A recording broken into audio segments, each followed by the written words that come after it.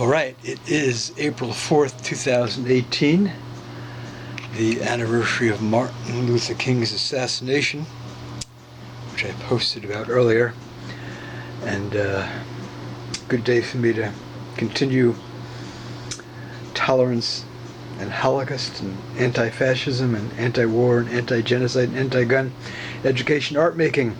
So the good news is I've now completed the tile making.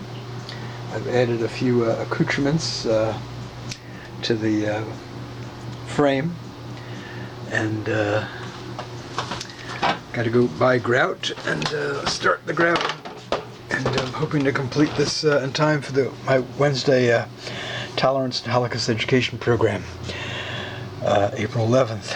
One person's junk and detritus is another person's educational art treasure waiting to happen.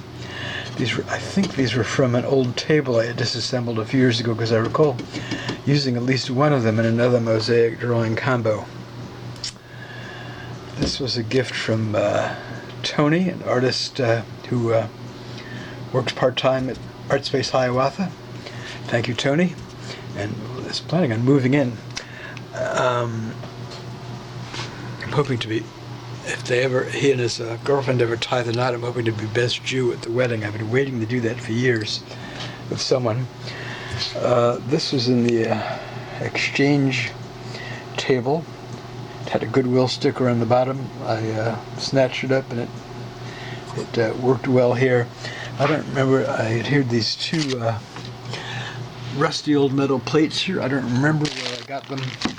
This wood I picked up on the kind of grass between the sidewalk and the Goodwill parking lot along Dearborn the other day. So it makes a good kind of base. See, like I have there on the bottom of last year's mosaic drawing combo, which will be in the program along with the one from the year before that.